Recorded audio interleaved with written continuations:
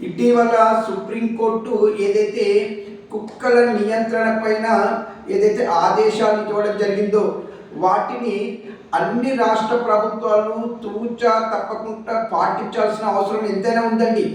ఏది ఏమైనప్పటికీ ఈ కుక్కలని నియంత్రించాల్సినటువంటి అవసరం చాలా ఉందనేది నా అభిప్రాయం. మరీ ముఖ్యంగా మన తెలంగాణ రాష్ట్రంలో గత 2 సంవత్సరాల కాలం నుండి అబ్జర్వ్ చేస్తే ఈ కుక్కల బెడత మరీ ఘోరంగా పెరిగిపోయింది. కానీ ఇక్కడ ఒక విషయం గురించి మాట్లాడుకోవాలి.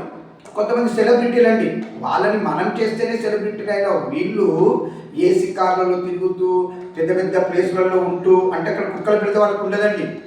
వాళ్ళు ఇక్కడ మాత్రము కుక్కలను సంరక్షించాలి అన్నట్టు పెద్ద పెద్ద సూక్తులు చెప్తుంటుంటారు. సరే, కుక్కలని సంరక్షించాలనేది నేను కూడా ఒప్పుకుంటాను.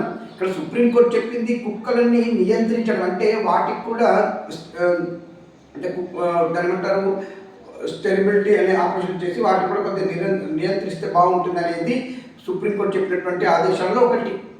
మరి ఈ కుక్కల ప్రేమికులు ఎవరైతే ఉన్నారో వీళ్ళు ఈ మధ్యకాలంలో బగ్గుమంటున్నారండి.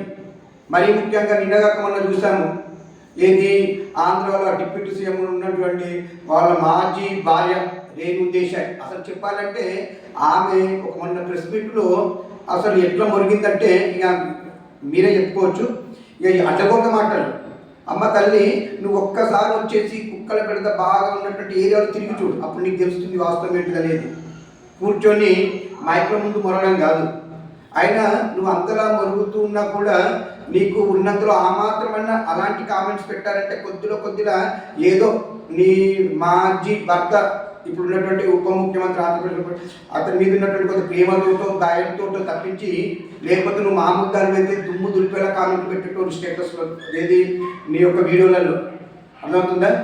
అడ్డగోలు మాటలు బంద్ చేసి సుప్రీంకోర్టు ఏదైతే ఆదేశాలు ఇచ్చిందో వాటిని అన్ని రాష్ట్ర ప్రభుత్వాలు పాటించాలనేది నా అభిప్రాయం. దీనిపైన మీ అభిప్రాయం నాకు కామెంట్ కూడా తెలియజేయండి. దినేష్ గంగసాయి.